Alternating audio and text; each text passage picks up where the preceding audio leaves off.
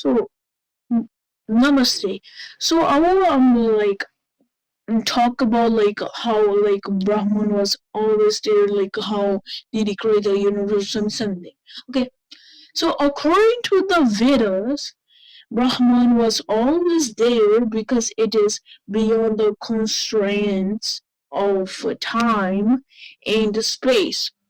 Brahman is not bound by the cycle of birth or and death or the laws of causality. It is internally existent and unchanging, aja or unborn in anadi or beginningless. The Vedas describe Brahman as the one that was never born but always existed as the ultimate reality that underlies all existence. Ultimately, okay, Brahman's existence is not dependent on any cause or reason. It is simply is and has always been. So, and even according to the Vedas, before creation, there was no time or space for any action to occur.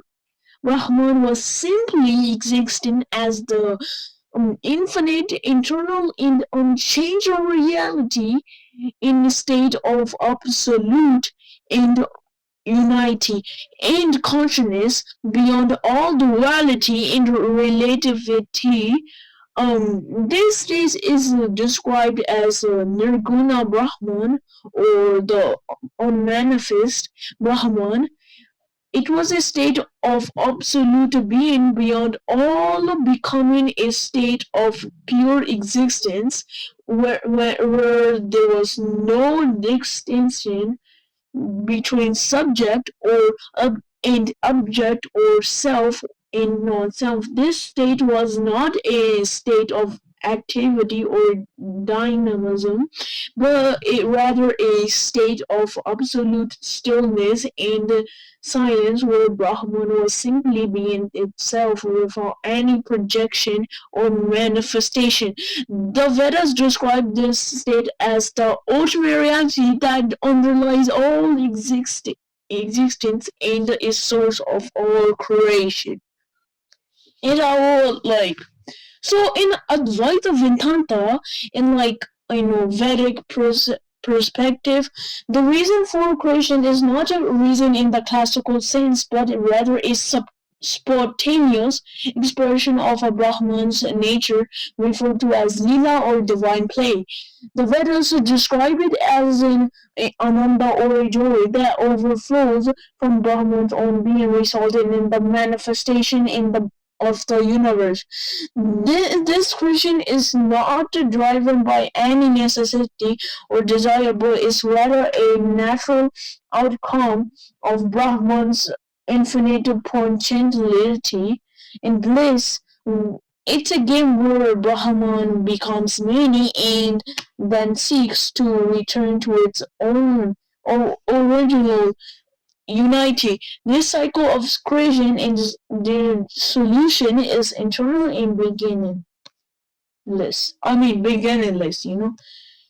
So the creation of the universe is described as a gradual manifestation of Brahman's infinite potentiality through the power of Maya or illusion. First, Brahman desires to become many, and this desire itself becomes the germ of creation. Then the supply of sound, elements of sound, either air, fire, water, and earth, are evolved from Brahman's own being. These elements then combine to form the gross universe and the various beings that inhabit it, including humans. The Vedas describe this process as a gradual descent from the absolute to the relative, from the infinite to the finite, and from the internal to the temporal. Through this process, Brahman becomes the universe. The universe becomes Brahman. Yet ultimately, this creation is just a supreme portion on the underlying reality of Brahman and is therefore insanely unreal.